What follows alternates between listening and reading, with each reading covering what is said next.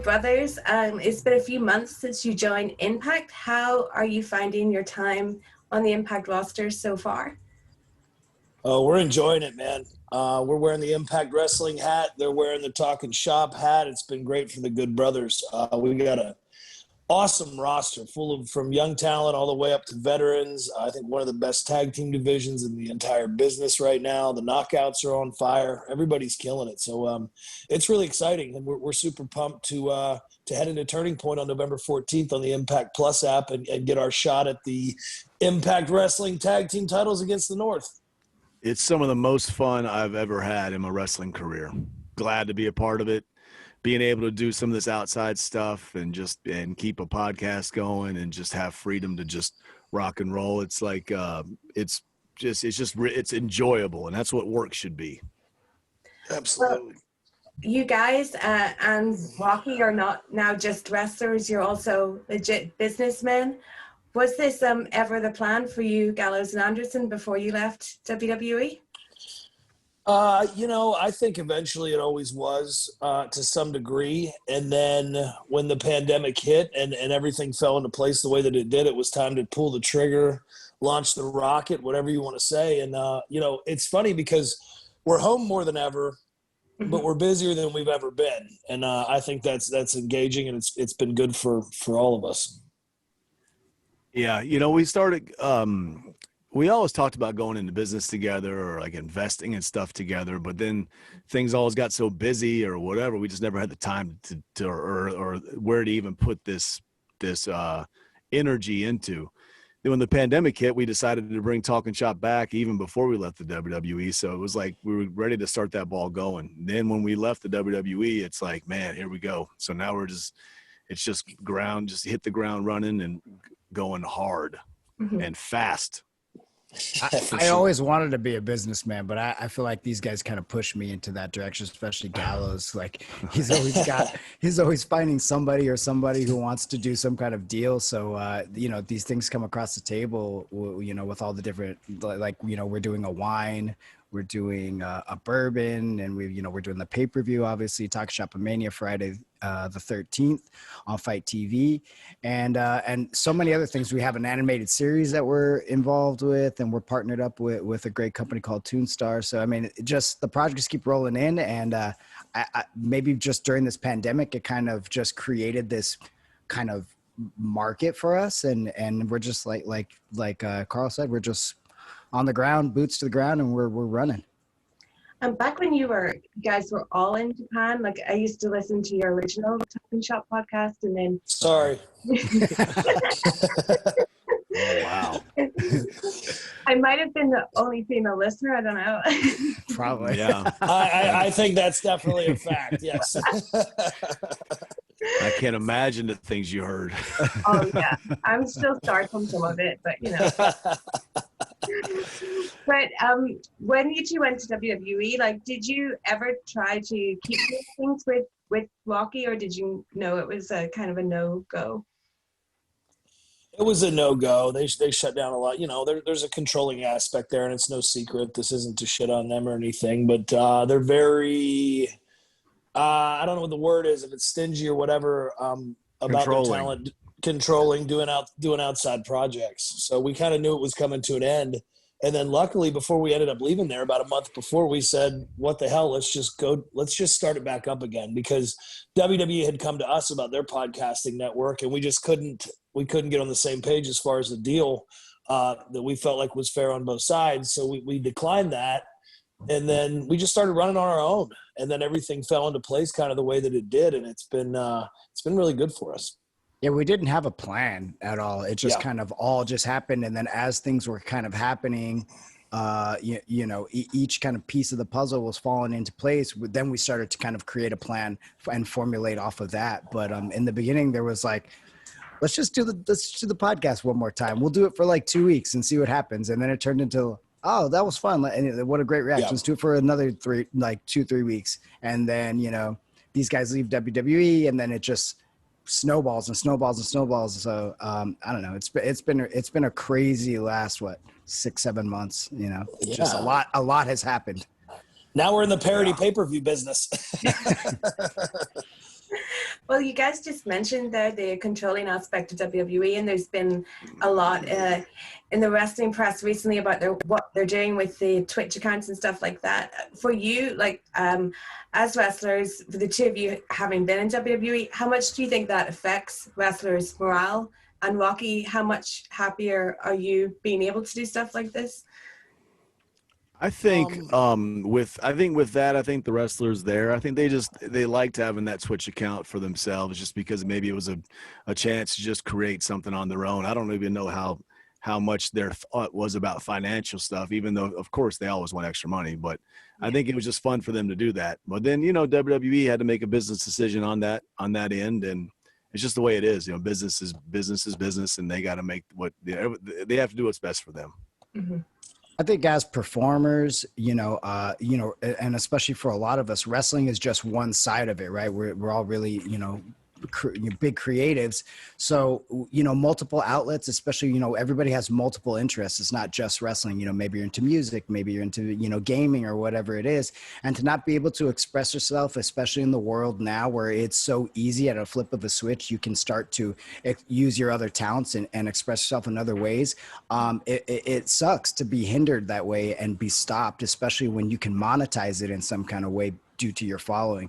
I don't personally agree with that. I'm happy to be able, to have a company like New Japan Pro Wrestling be completely supportive of that. These guys have Impact, who have been so supportive with all their projects, especially when it comes to Talking Shop. And I think we're super fortunate. And I think going forward, it's going to give wrestlers they're going to think about it when they sign that contract about what I can do and what I can't do. And then maybe there's other options like a great company like Impact or a great company like New Japan or AEW, whatever it may be.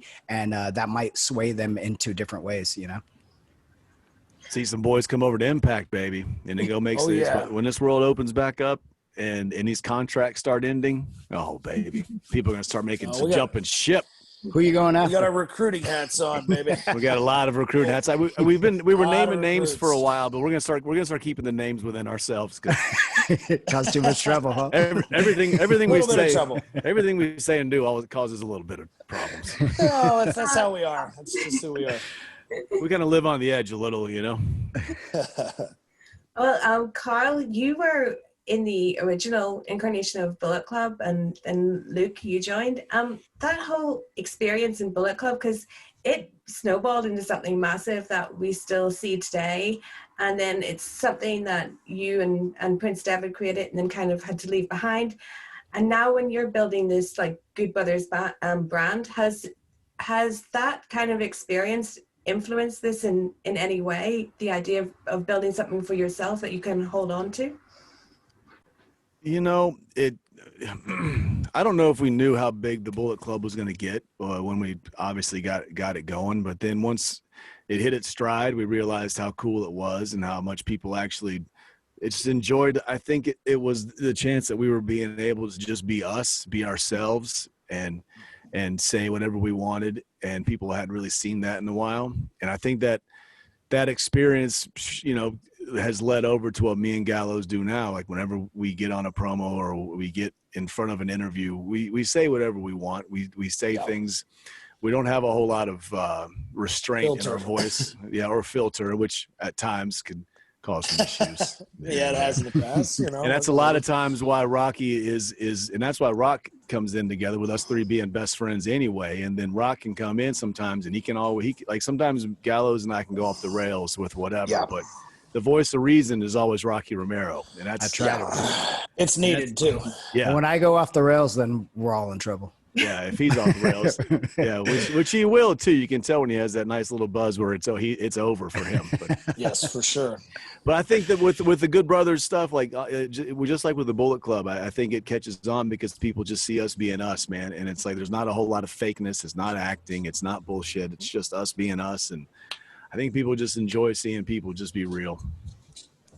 So you've got Talking Shop and Mania 2 coming up. With one, you guys did everything, wrestled, commentary, booked it, promoted it. So how much, was that harder than you thought it was going to be to do absolutely everything? It's terrible. Yeah, it was. It was a hellacious experience, and we're gluttons for punishment. So we came back bigger and better for Talking Shop-A-Mania too. But that's I swore it off after the first one. I swore it off, and then dismiss him. We're always going to talk him back in.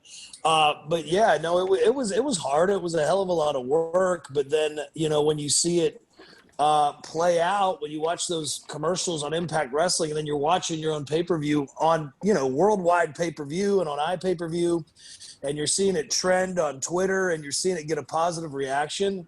It makes your hard work worth it. And then hopefully you get the financial reward on the back end. And when you do, like us, then you overspend on the sequel, so you're right back where you started from. Yeah. Yeah. I guess we're just hoping that like Austin Powers Part 2 did a whole lot better than Part 1. So that's kind of what we're hoping on, especially with the amount of money we spent. Well, you might watch Part 2 and think we didn't spend anything, but until you see the Chavo Chico match, and then you see the cameos, you'll realize that we actually threw a whole lot into this. Started dipping into the savings account. Well, we all know what to expect now. Did you get any complaints, Luke, from your neighbors while you were filming all this? Luckily, I live out in the country, and I don't have any neighbors that I can actually see. The only neighbor who probably wants to complain is the guy like down the road who got his fire hydrant ran over by by our editor Emilio Sparks from Talking Shop, with a raging Hornswoggle and Brian Myers in the car to belittle him for the rest of the drive. So, but like that's not even a neighbor. That's like on the other side of the world. That's how far away it was when he hit it. Like that's I can't see the guy. I don't even know what his name is. That's a whole other story. But. Yeah. When you were putting together the first one and inviting wrestlers, how did you pitch it to them, and how hard was it to get a yes, or was everyone up for it? On the first one, there was a lot of explaining to do, and then people literally showed up and go, I don't know what I'm doing. But luckily, we got a pretty good reputation among the boys and girls in wrestling. So people were pretty game to come try it. And then I think they saw it succeed. And then we had people reaching out to us going, how can I be a part of the next one if there is one? So it made it a little easier to explain. Some of the old school guys, they were all really cool, but like trying to explain to the Barbarian, the Warlord, and Big Papa Pump Scott Steiner that we want him to run out in the middle of a ball for a ball match while guys are getting their nuts tugged off. It was different. So, but that's what makes it fun. Yeah, and also just to make sure, Talking Shop-A-Mania 2 is rated R. So. X. It's rated TVMA. Not X, but NC-17 maybe. Yeah. Right. NC-17. Put the kids away. Yeah, well, yes, after being a former podcast listener, I was expecting it to get my ratings. Yeah, I was not offended. Don't worry. Yes. The raunch level was in high gear for Talking Shop-A-Mania 2, even more than the first one. we doubled down. Yes. I was going to ask you, what can you tease to entice us to get the second one? But if it's the launch level is going up, then I think that's probably enough. Well, I mean, you have to think about this. We have a shoot death match, a lucha libre death match between Team Chico El Luchador and Chavo Guerrero, and then following that up is the ball for a ball match between Sex Ferguson and Chad Too Bad, where literally the only way to win is to rip your opponent's nuts off. So if that doesn't hook you, I don't know what will. I mean, and we can't ever forget this is the rise of the torturer, right? So there's a whole new character that, well, the ending of part one ended with the torturer taking something and like swimming off, and I don't think anybody that doesn't listen to our podcast, they probably had no clue why Gallows was in a mask. So like. This is all about the rise of the torturer, and like so it's bringing in a whole new character, and like as stupid and as silly as it all is, we're trying to tell, we're having fun telling whatever whatever story we're trying to tell. Crazy story. It's just we're actually kind of having fun with what we're with the story arcs of this of the torture. Yeah, I mean, you have 3 new factions debuting to professional wrestling to the world at Talking Shop Mania 2. One we've let the cat out of the bag on already. You can see that in some of the teaser videos in Retro Poop Shin. Yes. But we got a lot of cool stuff coming with that, and we had so much fun figuring out how these characters fit into our Talking Shop world. I was talking to FTR the other day, and I asked them basically what did they think that Vince's problem in WWE was with tag teams, and they kind of said that they thought he would rather just like put 2 singles guys together and then split them up. Do you guys feel like that's correct from your experience? Yeah, I think so. But we're positive. So I mean, yes, that's a problem there for those guys, and they're doing their thing over there. But the rest of the wrestling landscape's on fire with tag team wrestling. I think Impact Wrestling is right up at the top of it. Obviously, AEW has a hell of a tag team roster, and New Japan is always stacked. So there's great tag team wrestling to be seen around the world. And if you are watching in the UK, Impact airs free Wednesday nights at 10 p.m. on Free Sports. That's Freeview Channel 64, as well as Sky 422 and Virgin Media 553. So tune in and catch some of that tag team action. But the most important tag team match is at Turning Point, November 14th, exclusively on the Impact Plus app, when the Good Brothers, the Machine Gun, and I take on the North for the tag team titles. And we're looking to make our hardware on these mantles a little heavier with those Impact Wrestling tag team titles for sure. Oh, well, what can fans expect when you meet the North this time? Yeah, I mean, you guys saw the shabble-dabblery that took place, during Bound for Glory, when they had to hit the Machine Gun in the head with the title to get the victory. And I can promise you that there'll be no bullshit like that when we get to Turning Point. It's a heck of a match. They're good. They're good. They're really good. And so getting the chance to get in the ring with them has been something we wanted to do for a while. And once we did it, we realized that like these guys are good, and they should be on a platform up there with the Good Brothers. So it's going to be enjoyable. What would adding Impact Tag Team Champions to your impressive resume mean to the both of you? I think it's a little piece of wrestling history, and no matter how long you've been doing it, it's a cool achievement or accomplishment. It'll make us, in our minds, Triple Crown champions. We've had them in WWE, we've had them the IWGPs, and now it's time to add the Impact Wrestling tag team titles to the resume. It's just fitting. Yeah. You got to give us those titles, man. We've won them all. We've won titles in every company. It's just time, and it's probably time. Yeah, it's time. I mean, we left the trophy that said we were the best in some foreign country with a bunch of sand, but now we're moving on to bigger and better things. Yes. And so obviously we've got Rocky here, and we just had Chris Bay announced as Impact's Chris Bay. So it seems like New Japan and Impact are pretty friendly. When all these travel restrictions are lifted, is the plan for you guys still to go back and wrestle there? Yeah, I mean, what an awesome thing that Impact was really cool with letting Chris Bay come on board to the Super J Cup December 12th on NJPWWorld.com. You can check it out. And he's just another great talent that Impact has. Like the guys said, there's a lot of really young talent, new talent that's just kind of really just scratching the surface with them, and then having these guys come to the platform, Brian Myers, guys with these, these big followings, can really bring a lot of new eyes to the product and especially some of these talents.